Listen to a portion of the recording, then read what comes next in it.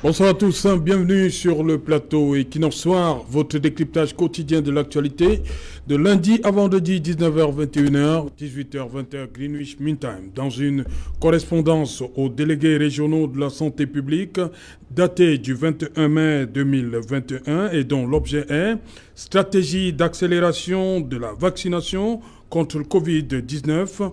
Le ministre de la Santé publique fait clairement savoir que depuis le lancement le 12 avril 2021 de la vaccination en riposte à la pandémie Covid-19, le Cameroun a vacciné à date, c'est-à-dire le 21 mai 2021, 45 000 personnes, soit 1360 par jour.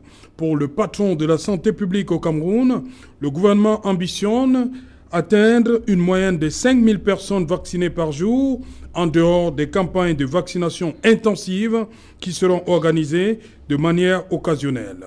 Pour le gouvernement, 20% de la population devrait être vaccinée avant la Coupe d'Afrique des Nations 2021, qui se disputera entre janvier et février 2022. Débuté à grande pompe le 12 avril 2021 à Oka, le centre spécialisé de prise en charge des patients atteints de Covid-19, la campagne piétine car une certaine réticence habite les populations, même celles qui sont vulnérables.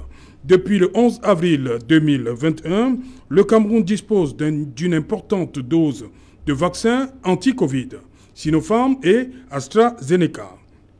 Des vaccins qui, pour certains, s'ils ne sont pas consommés, vont arriver à péremption. Si le chinois Sinopharm peut attendre jusqu'en 2023, AstraZeneca, lui, sera périmé dans 3 mois, c'est-à-dire en septembre 2021. Si, dès le départ, les autorités sanitaires avaient fixé comme cap 80 personnes à vacciner par jour, la réalité sur le terrain est tout autre, 5 à 10 personnes par jour. Question, pourquoi les Camerounais sont réticents et même sceptiques vis-à-vis de la vaccination anti-Covid. Madame, Monsieur, tout à l'heure à 20h, c'est la grande édition d'informations présentée par Cédric Nouffelé. Quant à moi, je vous retrouve après pour Equinox Soir, deuxième partie. Ce sera le temps du débrief.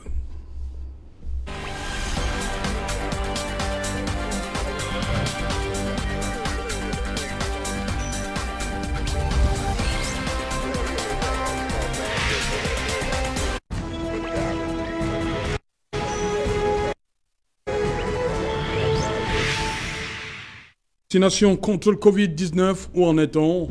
Pour répondre à cette question, nous avons invité en plateau ce soir Fotsi Nzodjou. Bonsoir Fotsi.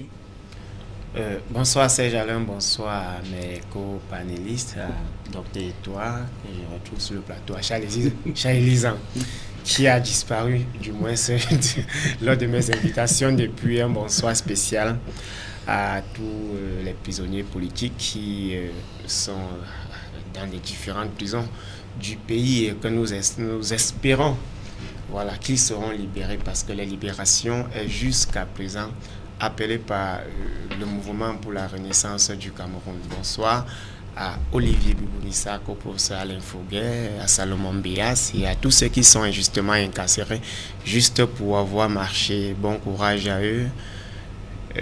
Les heures les plus proches de l'aurore sont les plus sombres de la nuit, disait le président élu, le professeur Maurice Kamto. Bon courage les gars. Voilà, bonsoir Charles Lisan. Bonsoir Serge, bonsoir Bambok, bonsoir Fotsi Nzodjou, bonsoir Docteur, bonsoir à tous les Camerounais qui nous suivent ce soir. À côté de vous justement, Bambok Yevka, toujours avec ses attributs, autorité traditionnelle. Bien, bonsoir à tous les copanélistes et bonsoir à tous les Camerounais.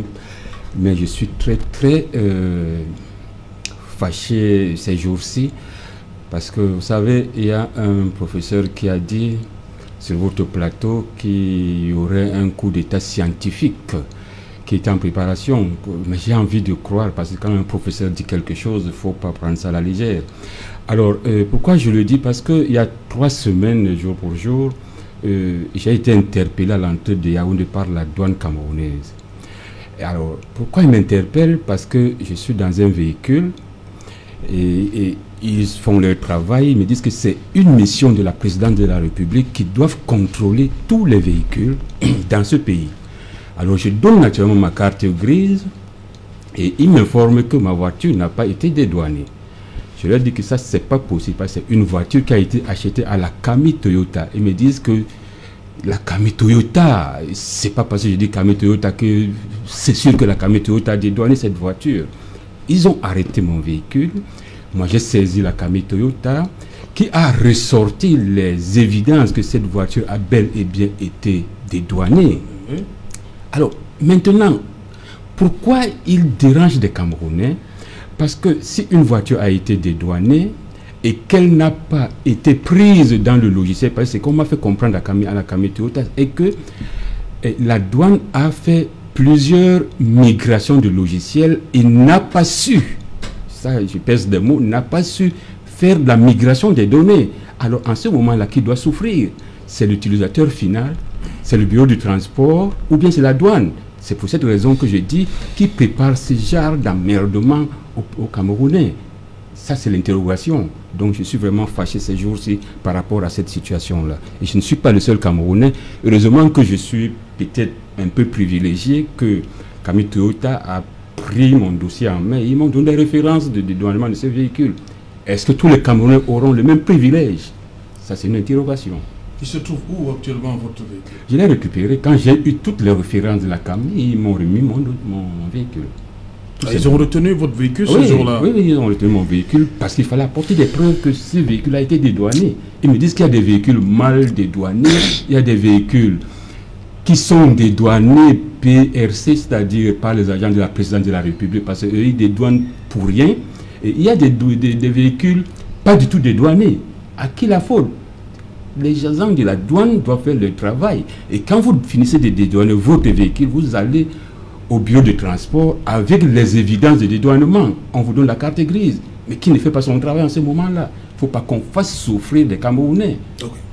Vous avez quand même pu arriver au village, c'est à côté, à l'entrée de Yaoundé. Vous allez au village? Non, je partais du village pour me ravitailler en carburant avant de descendre sur Douala. Mais malheureusement, il fallait donc j'appelle mes enfants qu'ils viennent me récupérer. Imaginez-vous, un vieillard au bord de la route qu'on dérange comme ça. Un bonbon en plus. C'est peut-être pourquoi on vous a remis votre véhicule. Hein?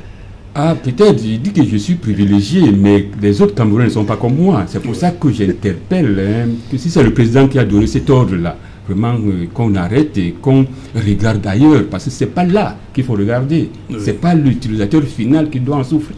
Oui. C'est pas ça. C'est pas là la solution. Comme pour les téléphones, il y a quelques mois. Les téléphones, bon, c'est aux oubliettes. Bonsoir, docteur Edouard. Bonsoir Serge, bonsoir à tous vos téléspectateurs, bonsoir à tous les copanélistes. Docteur, j'ai envie de vous poser une question. Vous êtes vacciné déjà, vous?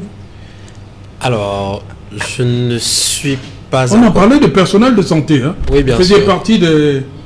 bien sûr. Oui. Non, j'ai personnellement une contre-indication à titre personnel qui me demande de décaler ma période de vaccination, mais ce sera fait. Voilà. Docteur Edouard, aujourd'hui, le débat est là. Pourquoi les Camerounais sont réticents vis-à-vis de... Vous avez vu les dernières campagnes là qui se passent, des personnes sur les réseaux sociaux? Quelle campagne? Des personnes vaccinées, là, tout ce qui se passe. Vous avez vu les images? Peut-être qu'il faut me rafraîchir la mémoire. Okay. Non, j'ai suivi une histoire de démon. Voilà. Ah non. Est-ce que tout ça ne participe pas? Oui, évidemment, qu'est-ce qui se passe? Mais ça, sous le coup de la désinformation, due aux fake news. On dit que les téléphones, le site de vaccination est magnétique, il est aimanté. Bon, si on est un peu, je pense que certains d'entre nous, si on a fait la physique à l'école, on sait bien qu'un aimant a un pôle nord, un pôle sud, et qu'il faut une certaine masse pour pouvoir retenir tout un gros téléphone ou bien donc c'est pratiquement impossible pour la petite dose de vaccination qu'on envoie pour pouvoir faire ça. Donc où situez-vous le problème? Pourquoi les Camerounais traînent les pieds? Non, les Camerounais traînent les pieds pour plusieurs raisons. D'abord, il y a le sentiment d'urgence qui est en train de disparaître. et tout ça, parce que nous avons connu une période faste où il y avait plein de décès au moment du pic, parce que vous savez que la seconde vague, elle a débuté en début janvier, elle est montée, nous avons eu un pic en mars, mars-avril, ensuite il a commencé à avoir une décrue au moment où on lançait précisément la campagne de vaccination. Donc il y a ce sens. Il y a les images qui nous viennent de l'Occident, hein. Ils sont en train de déconfiner là-bas. Oui, chaque période, chaque pays a sa courbe. Est-ce que tout ça encourage vraiment les gens à aller se faire vacciner? Chaque pays a son contexte. Je dis au Cameroun, c'est la question du sentiment d'urgence qui a disparu. Parce que quand il y avait, je me souviens, quand j'étais au bureau, quand il y avait les morts, tout le temps, tel est décédé, mon téléphone crépitait, docteur, on peut se vacciner ou on peut se vacciner ou on peut... Quand les morts ont commencé à baisser, les coups de fil aussi ont commencé à baisser, c'est-à-dire qu'il y a ce sentiment d'urgence qui est reparti. Ça, c'est la première des causes. Ensuite, les autres causes qui étaient sous-jacentes, qui étaient déjà préexistantes à l'hésitation vaccinale n'ont pas disparu. C'est-à-dire que le fait que les gens pensent que c'est un vaccin peu sûr, le fait que les gens pensent qu'on veut les prendre pour des cobayes, le fait que les gens pensent qu'on veut stériliser les Africains, les choses, bref, il y a un certain nombre de théories du complot, donc elles n'ont pas complètement disparu parce que, évidemment, il y a peut-être une campagne de communication qui était insuffisante sur ces thématiques. Mais les vaccins restent très sûrs. Nous avons la preuve. Nous avons des résultats assez spectaculaires dans d'autres pays. Les États-Unis viennent de vacciner complètement 101 millions d'Américains. Israël a vacciné plus de 60% de sa population. Bref, l'humanité vient de vacciner près de 2 milliards d'individus pour un virus qui est né il y a seulement 18 mois, pour un vaccin qu'on ne connaissait pas il y a 1 an. Donc c'est une énorme prouesse médicale qui est vraiment à saluer. Pour une fois, l'humanité a été face à un défi et l'humanité n'est jamais assez forte quand elle se retrouve face à un défi. Je pense qu'il faut féliciter la science, il faut féliciter les médecins, il faut féliciter les logisticiens qui ont mis tout ça là en place. Ok. Charles Elisant, 700 000 doses au Cameroun, 45 000 personnes vaccinées. Comment vous comprenez ça? Je comprends d'abord que sur la proportion, en termes de pourcentage, c'est moins d'1% de la population qui est vaccinée. Et c'est pas bon. C'est pas bon. C'est pas bon, c'est pas bon. Si aujourd'hui nous sommes à 1% à peu près par là de Camerounais vaccinés, sur près de 300 000 par là. Vous dites 1%, pourtant le gouvernement, lui, l'ambitionne 20% ça, avant janvier. Tout à fait. Ça, c'est l'ambition du gouvernement. Comment on va faire? Justement, il faut accélérer. Accélérer? Oui, il faut accélérer. Je ne vais pas revenir dans les causes qui poussent les populations à être réticentes face au vaccin. Il y a plusieurs autres causes. En dehors de ce que le docteur a dit, il y a d'autres raisons. Le fait justement de regarder une prouesse scientifique d'un vaccin qui sort 1 an après une pandémie pareille, alors qu'on en a une qui tue depuis Mathusalem, qu'on appelle le sida, une autre pandémie en Afrique qu'on appelle le paludisme, il n'y en a jamais eu de vaccin. Certaines personnes se disent que c'est fait, oui, bon, ça rentre dedans.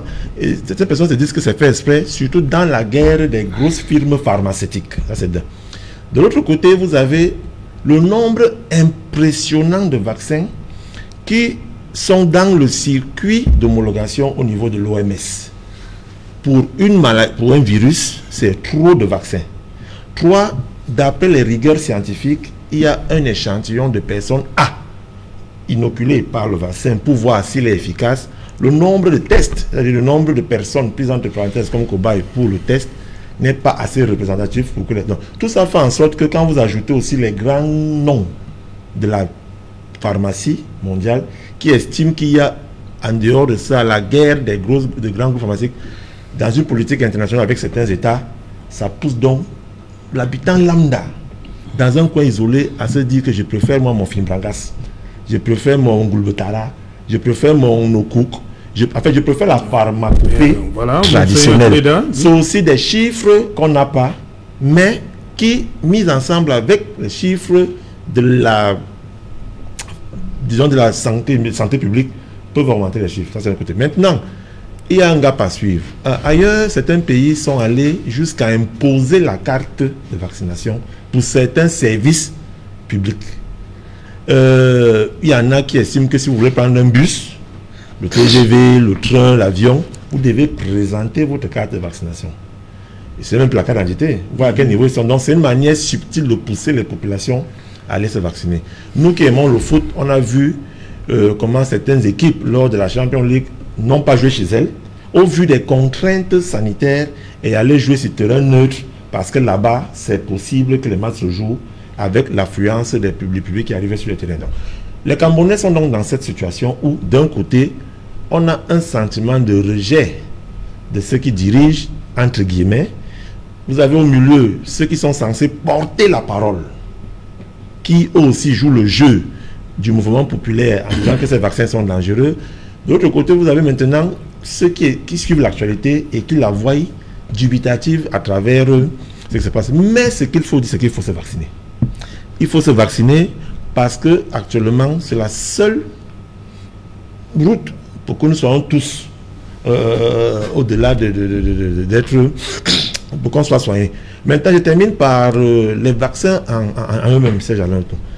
Les premiers pays à avoir pris les vaccins sont les pays scandinaves. C'était AstraZeneca. Et quand 3 mois plus tard, la majorité de ces pays décide de ne plus prendre ce vaccin, et l'Union européenne va en procès contre la firme pharmaceutique parce qu'ils estiment que certaines données ont été biaisées pour que cette firme pharmaceutique gagne le marché de vaccins en Europe.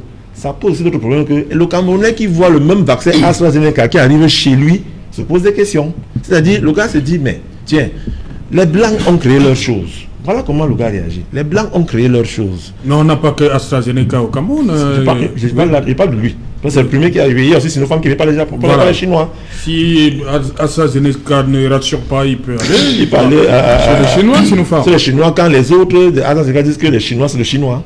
Donc, il y a donc tout ça, vous voyez. Oui, il faut comprendre. Donc, c'est dans ce mouvement de communication que mon frère, docteur et toi, doit donc élever le niveau de la communication. Je ne suis pas le ministre, je ne suis non, pas une non, autorité sanitaire. Quand je parle du docteur, je parle de ce qui représente.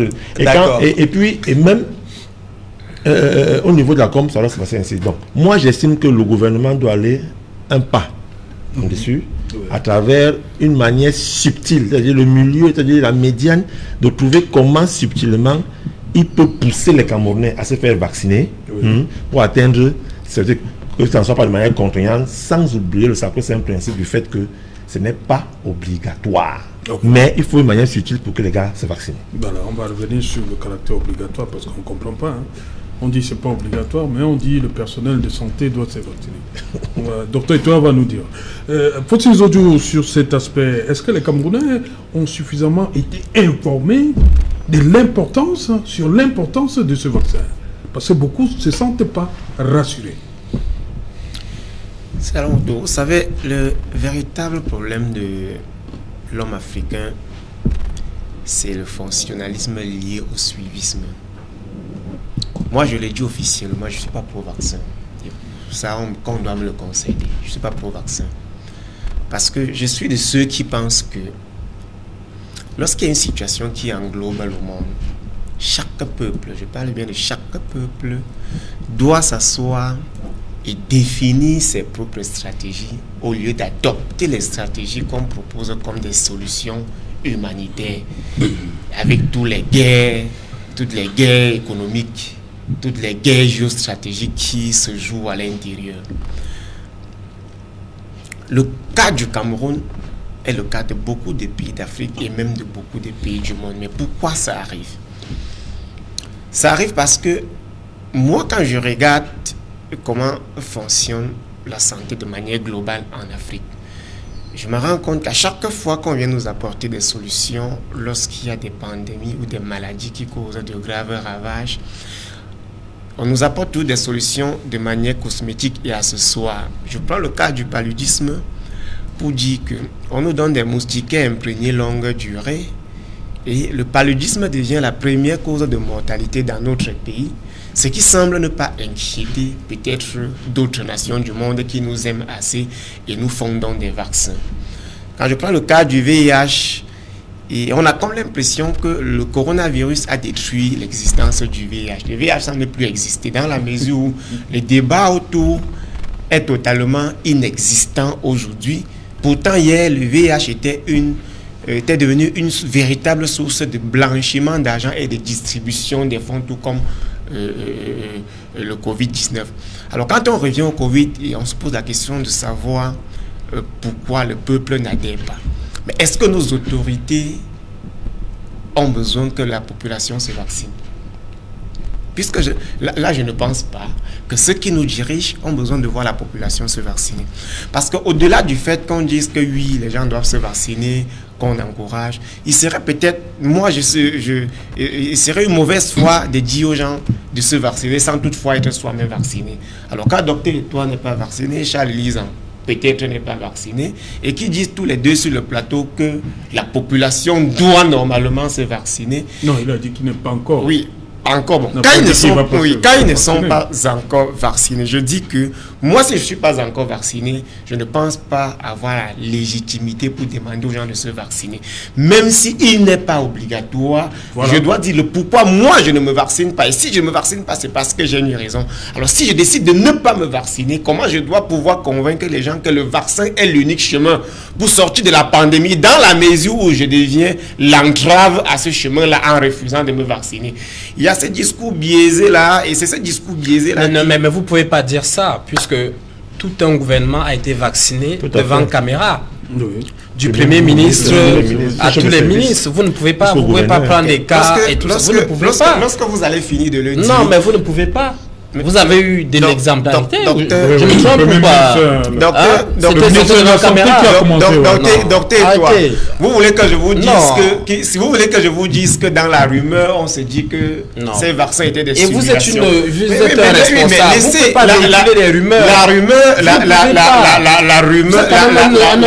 La rumeur en sociologie c'est pas normal. Une vérité qu'on ne peut pas prouver. Oh, c'est pas sérieux. Une rumeur n'est pas du hasard. C'est pas sérieux. Laissez-moi que vous vous fâchez comme si c'est moi qui devais administrer les vaccins au Camerounais. Je vous donne mon opinion. Je dis je ne suis pas pro-vaccin et vous n'êtes pas encore vacciné. Vous encouragez le vaccin. Charles Lisan n'est pas vacciné. Il encourage le vaccin. Il y a quelque chose qui ne marche pas. Les autorités de notre pays, s'ils veulent que le vaccin évolue, ils doivent le faire. Mais vous les avez vus se vacciner, oui ou non? Oui. Hein?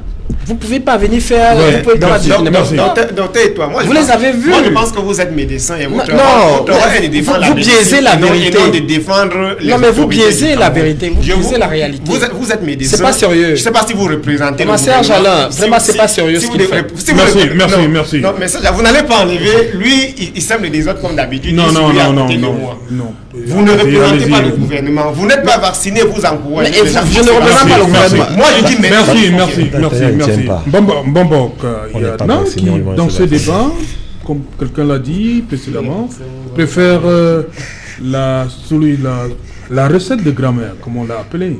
Je sais que autorité traditionnelle que vous êtes, est-ce que vous êtes pro-vaccin déjà?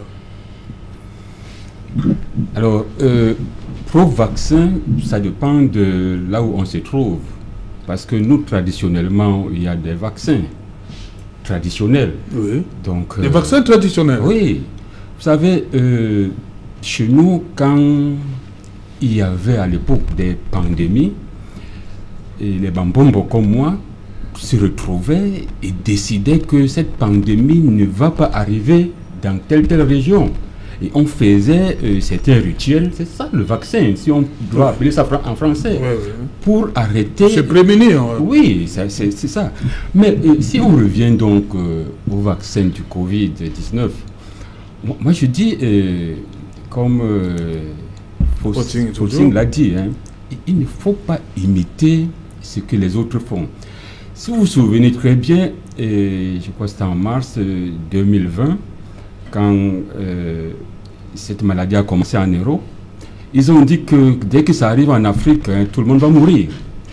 Ils ont donc conçu un vaccin en fonction de leur morphologie de l'autre côté. Mais nous n'avons pas la même morphologie. Comment est-ce qu'on peut donc préparer un vaccin pour ceux qui sont fragiles pour une maladie et venir imposer ça aux gens qui sont résistants à cette maladie? Ça ne va pas, ça ne devrait pas marcher. Mais il y a aussi eu des morts dans notre camp, on va le dire. Comme oui, ça. il y a eu des morts. Pourquoi? Parce que nous... Est-ce que nos morts ne comptent pas? Quand vous parlez chez vous, d'accord, n'interrompez pas. Vous pouvez me laisser parler, même merci, si je vis des choses qui ne sont pas sérieuses. Oui. Alors, il y a eu des morts chez nous, certes, mais parce que les gens ne respectent plus nos traditions. Tout simplement, ceux qui copient les traditions des autres doivent être victimes de ce genre de maladie. Par exemple, quand nous mangeons le mbol, quand nous mangeons le ndengue, quand nous mangeons le cuit, quand nous mangeons le mbongo chobi, avec les condiments qui y sont, ça joue un rôle dans notre corps. Mais je vais vous dire, il y a des maladies qui sont fabriquées dans des laboratoires. Chez nous, le Bassa, il y a le son. C'est une maladie qui est fabriquée dans des laboratoires. Ah, dans les laboratoires? Oui. Le maçon dont on parle là, tout le monde connaît que le Bassa lance le maçon. Il y a des experts chez nous dans les laboratoires, ils fabriquent le maçon. Et ce maçon là, tout le monde le connaît.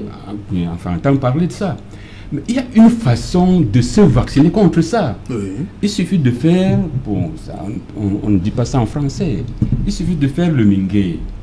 Et il y a la première phase qui est le sondo mingue, la deuxième phase qui est le ndobongue et la troisième phase qui est le bobongue. Si vous faites ça, le maçon ne vous atteint plus. C'est une vaccination. Donc vous alignez l'engue, quoi. Oui. Vous avez dit le premier ngue, c'est quoi? Le misondo mingue, le ndobongue et le bobongue. C'est pour ça que les Blancs, ils disent qu'il faut faire une première dose de vaccination. Ils ont copié ces choses chez nous. Ah, chez vous? Oui. Donc pour l'instant, c'est 3 doses. Hein. C'est 3 doses. 3 doses. C'est 3 doses. Oh, ça c'est traditionnel. Oui. Nous connaissons. Parce que le mison, c'est un virus qui est travaillé au laboratoire indigène chez nous. Oui.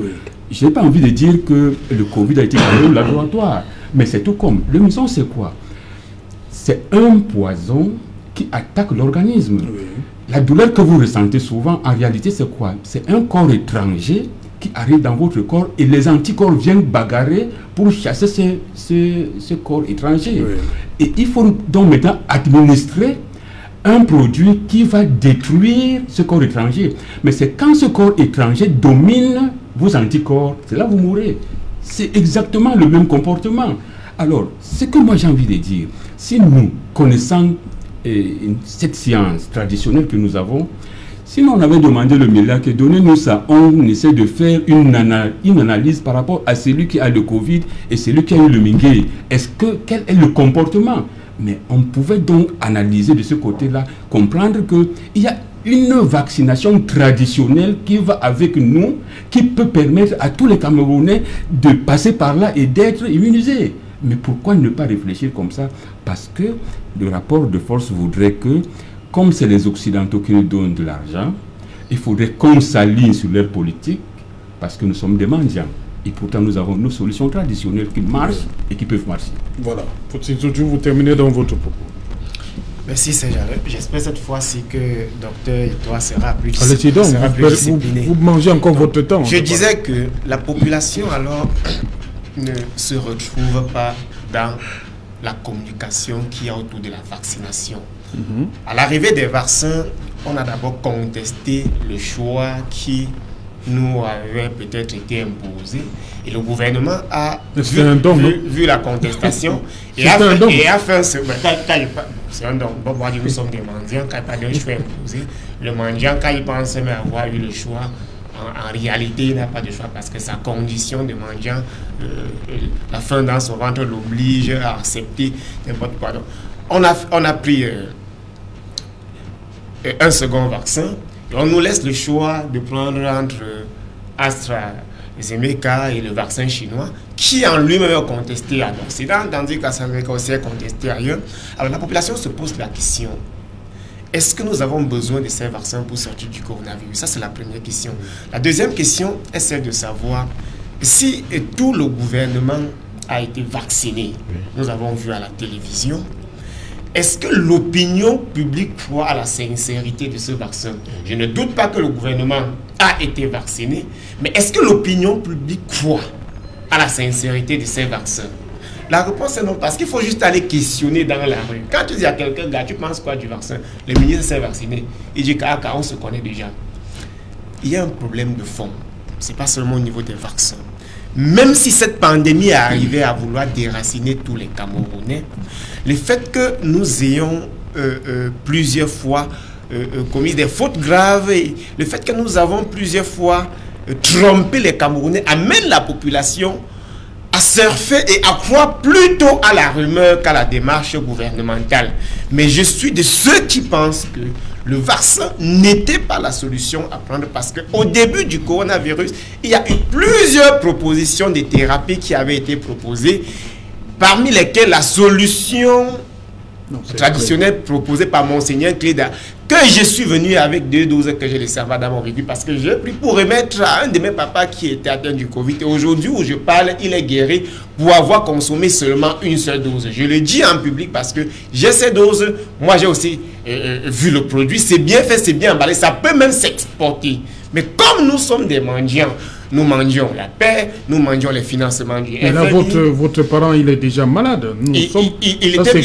Ça, c'est curatif. Oui, maintenant, nous sommes dans la prévention. Si Monseigneur Cléda a trouvé des médicaments qui semblent être très difficiles aussi à trouver ailleurs, je pense que nous sommes aussi capables de trouver des solutions de prévention, des solutions préventives. C'est possible. Il faudrait juste qu'on donne la possibilité à ceux qui ont envie de faire des recherches, qu'on sorte dans ce fonctionnalisme-là qui nous fait croire qu'il y a une universalité des sciences et que notre position scientifique ne nous permet pas encore à atteindre une certaine capacité d'analyse et de création. Pour moi, c'est ça la solution. Okay. Et notre gouvernement, jusqu'à présent, continue tout simplement de copier tout ce qui est proposé, parce que ces propositions vont avec les fonds qui marchent avec. Voilà. Permettez, Charles, d'abord, docteur Etoile, l'objectif du gouvernement est clair. 20% de la population doit être vaccinée avant janvier 2021. Comment ce sera? Comment ça va se passer? Non. Vous savez, je suis l'un des rares médecins qui accepte vos invitations. Oui, justement. Merci beaucoup. Et je pense que c'est voilà l'un des problèmes. C'est-à-dire que quand on parle de la communication, évidemment, tout le monde a sa part de responsabilité. Probablement, le gouvernement communique mal. Probablement, les professionnels de la santé ne montent pas à ce chrono. Mais les médias aussi ont leur part de responsabilité. Parce que si vous invitez tout le temps des gens à longueur de journée qui sont anti-vaccins, qui détruisent, qui disent que la science c'est rien, et tout ça, allant au village et tout. Comment Equinox est une chaîne, je pense, la chaîne la plus suivie. Vous avez aussi une responsabilité sociale. Non, le débat est contradictoire sur Equinox. Oui, je ne refuse pas. Voilà, c'est pour dire que c'est anti. Non, ça dit que il y a le débat et il y a l'éducation. Oui. Il y a l'éducation pour la santé. Ça dit que quand vous avez une communication, ça dépend de l'objectif. Si c'est un objectif, aujourd'hui, je suis médecin, seul médecin sur le plateau contre 3 personnes, on va peut-être sortir avec un pugilat et tout. Peut-être que le public, à la fin, ne sera même pas situé sur ce qu'il faudra faire. Donc, la responsabilité, je suis venu en tant qu'expert de santé, je ne suis pas une autorité sanitaire, donc je ne porte pas la responsabilité de que les gens se vaccinent ou qu'ils ne se vaccinent pas, mais je dis, tout le monde doit mettre sa main à la pâte. Pourquoi ? Parce que aujourd'hui, l'épidémie semble être en train de chuter, mais il y a un fort risque de rebond, probablement autour d'octobre, novembre. Il y a un fort risque de rebond avec une CAN qui va se jouer, je pense, en janvier. En janvier. Et donc, on vient de vivre le Chan, où on était limité à 25% de capacité. Nous attendons la CAN où nous voulons faire le plein d'œufs des stades. Nous sommes obligés d'accélérer la vaccination. Pas parce que, c'est-à-dire que c'est au moins pour prévenir un risque de rebond. C'est ça en fait la question. Parce qu'il faut bien voir, vous aviez eu une première vague en mars de l'année passée qui s'est achevée. en septembre et tout, on s'est endormi sur nos lauriers et on a eu un rebond. Rien n'est exclu qu'on n'aura pas le même rebond d'ici 3 ou 4 mois. Donc il faut faire très attention, il faut dire la vérité aux populations. On a perdu, je crois, selon les chiffres officiels, environ 1200 personnes. Oui, c'est 1300... 1000... Je vais me retrouver. Voilà, presque 1000, frôlons même les 1500 personnes. C'est beaucoup, parce que ce sont des pères, des mères, des maris, des frères des gens. C'est énorme. Je n'ai pas envie d'entrer dans la classe sociale pour dire qu'on a perdu des capitaines d'industrie, des ministres, des employeurs, des ingénieurs, des médecins. Bref, on a perdu une certaine élite et tout ça. Donc, il faut faire très attention sur un discours déresponsabilisant et démotivant de la population. 1270 personnes. Voilà, c'est énorme. Et je reviens encore toujours sur l'éternel débat. Vraiment, on ne nous laisse pas expérimenter nos solutions endogènes. On veut bien mettre, tout le temps ça revient. Mais j'ai bien envie de dire que dans le principe du parcours de soins, le soin est libre. Je n'ai jamais vu où on est parti à arracher prendre les gens de force dans la maison pour venir les hospitaliser à Orca. Ce sont les gens qui se lèvent d'eux-mêmes et ils arrivent, et je peux vous dire qu'ils arrivent vraiment toujours en phase terminale. Quand là, ils ont déjà expérimenté tout un long parcours de soins. Ils ont fait Cléda, ils ont fait Ngulbetara, ils ont fait ceci, ils ont fait... Et ils arrivent, l'hôpital est comme le réceptacle en phase terminale. Et donc, je n'ai pas encore vu quelqu'un qui a dit « Je voulais soigner les gens et le gouvernement m'a bloqué. » Les autorités sanitaires m'ont bloqué. Si vous avez une solution, on est dans le cas du pluralisme thérapeutique. Vous soignez les gens. Vous, si vous voulez, vous faites une étude. Vous dites, j'ai reçu tel nombre de personnes. Je les ai soignés. Et voilà ceci. Voilà le nombre de décès que j'ai évité. Voilà. Vous publiez vos résultats dans des revues et tout ça, dans les chiffres officiels ou bien et tout. On les apprécie. S'ils sont bons, on les valide. Je ne sais pas. Il a pas... à la fin, non? Il a déclaré que... Non, vous avez un document officiel? Non, on l'a entendu. Vous n'avez pas. Vous n'avez pas. Vous êtes pour la science ou vous êtes pour la répétition de la science? Non, ce n'est pas une question de répétition de la science. Ce que vous faites là, vous faites la promotion. Voilà, docteur, toi, permettez à Charles-Élie. Vous quittez la science pour répéter la science et vous dites scientifique. Faut-il, on va permettre à Charles-Élie. La négation de la science ne... Oui, Charles-Élie, allez-y. Charles-Élie. Vous savez... Je vais paraphraser ici professeur Lamine Sédou, qui disait que toute chose qui concourt à améliorer un mal doit être mise ensemble. Je ne sais pas pourquoi on veut faire la guerre entre la pharmacopée traditionnelle et la médecine moderne. Ça n'existe pas. À partir du moment où ça soigne. Encore qu'au ministère de la Santé, il y a tout un département dédié et toute une école à l'étude des médecines médicinales. Tout ça. Donc, c'est une guerre inutile. Deuxième chose, si à l'époque de mon père Mbombok, les Mbombok avec cette puissance-là de soigner, autant certains leur opposent aussi aujourd'hui le fait que la multitude de Mbombok qu'on voit aujourd'hui, ce n'est plus ça. Ils n'ont plus cette force-là de faire élenguer, parce qu'ils sont trop de Mbombok ici dehors. On dit qu'il y a les bons et les mauvais Mbombok. Autant de choses. Donc, si à l'époque il y avait c'est la même chose. Si à l'époque il y avait cette puissance-là, cette force-là du Mbombok, c'est parce qu'il y avait une école, il y avait un rite initiatique, il y avait un moule et il y avait une éthique où on les formait dans la case sacrée et ils en ressortaient nantis du pouvoir traditionnel, du pouvoir soigner. Aujourd'hui, beaucoup ne le font pas. La preuve, mon père Mbombok porte des lunettes médicinales qui sont de la médecine moderne. Il peut aussi avoir une fonction qui pourrait le soigner. Bon, maintenant je continue. Je vais aller vers mon frère Fossin Zondio. Vraiment, Fossin. Le tabouret ne se moque pas du menuisier. C'est pas bon. Je voudrais te faire comprendre que quand on parle d'un système de santé où on parle de la vaccination, autant tu peux être contre la vaccination, autant je suis pour, autant on peut trouver des solutions. Encore que moi j'ai donné les raisons pour lesquelles certains estiment qu'ils n'iront pas se faire vacciner. Et je m'arrête là. Mais je dis je suis pour la vaccination. Autant il faut arrêter de tirer de long en large sur des choses qui ne sont pas. J'ai suivi ici que blanchiment d'argent, distribution d'argent. Je suis quand même surpris que dans l'économie de cette maladie, que tu n'aies pas parlé des masques. Parce que le vaccin étant la solution ultime de la thérapie, on commence par les mesures barrières qui sont les gels, les masques, où tu as eu un gros marché. Et là, c'était normal. C'est-à-dire, pour vous, Vous êtes toujours dans des logiques du fait que ce n'est pas bon. Ce n'est pas bon. Mais derrière, vous vous engraissez tranquillement. Comment est-ce qu'un individu qui n'est pas d'accord avec le fait de se vacciner, mais produit des masques pour soigner ceux qui ont pris les masques et qui en phase terminale vont se faire vacciner plus tard. Deuxième chose, je ne vais pas revenir dessus, parce que ça c'est le détail pour moi, parce que tu es libre d'avoir la langue que tu vois, ça te regarde. Deuxième chose, quand on parle de la prise des médicaments de Monseigneur Cléda, lui-même il a dit, la première chose à faire, c'est d'aller d'abord se faire dépister. On se fait dépister où? À l'hôpital. On fait un test. Et quand ça c'est positif, vous pouvez aller vers lui, parce que dans le choix thérapeutique qui est optionnel, vous pouvez aller vers lui, vous pouvez aller vers l'hôpital que vous voulez. Et quand vous allez vers lui, prenez la première dose.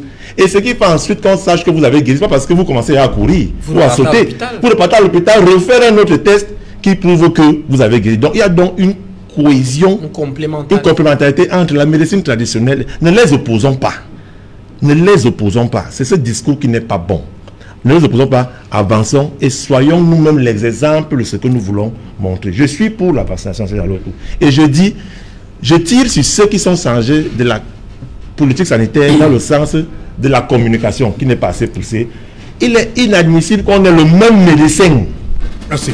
Dans les radios, télé, partout, docteur et toi, il faut que l'autre vienne aussi parler. Permettez, on va revenir, hein, c'est intéressant, on va revenir après le journal. Merci. Une page de pub d'abord. Et de douane au 25, il n'y a pas le salaire, il n'y a plus rien à manger. Oh, je l'ai touché plus tard. Avec le voyage et le long rang qu'il y a là-bas,